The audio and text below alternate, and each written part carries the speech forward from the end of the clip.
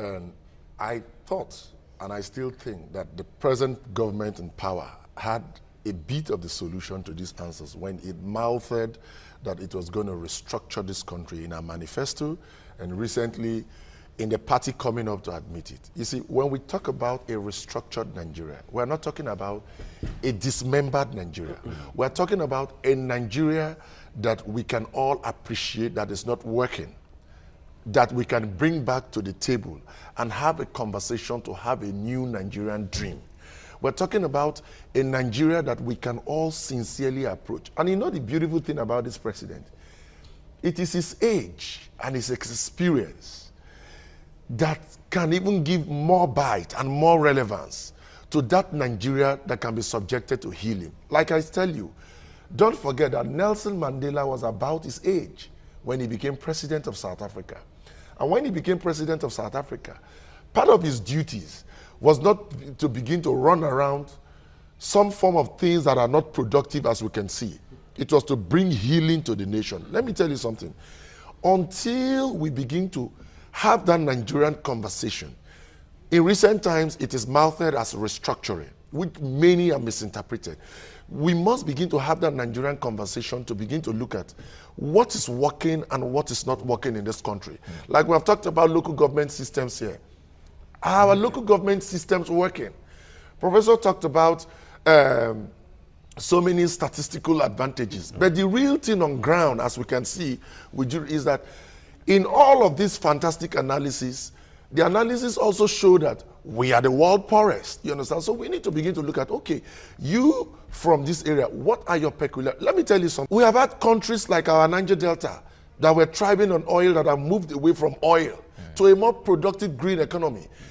Listen to me. Recently, there was a publication in New York Times that says, take your oil and give us back the books. Look at a country like Taiwan that is making so much progress. Taiwan does not have oil.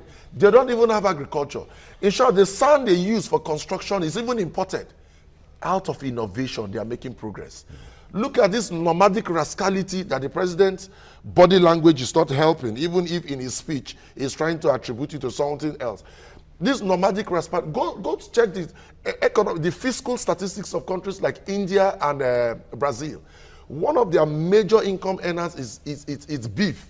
Here in Nigeria, instead of us to turn a state with that kind of peculiar advantage to scoop national income into our treasury and create jobs, we have encouraged it to cause nomadic rascality from the north up to the south.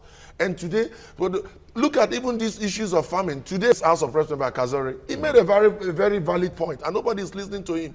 How can you be exporting agricultural products when you have not been able to feed yourself? You know, so we have so many abnormalities. So coming back to your question, the Nigeria of our dreams is not a dream that is written.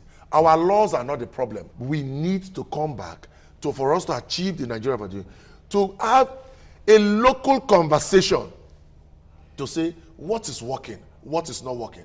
Why should a man who has a land problem in Sabama or in Odoni, my community, have his case judged up to the Supreme Court in Abuja by somebody who doesn't even know the color of the Bayelsa State sand? We are not even accountable. Why should my Bayelsa, that has so much gas, so much oil, so much rivers, depend on the national grid to provide power when we can actually take advantage of our resources, provide power, and export to Ghana? Are you aware that when you go to Brass, when you go to the high buildings in Brass, you can almost see Equatorial Guinea? Why can't we take advantage of... All right.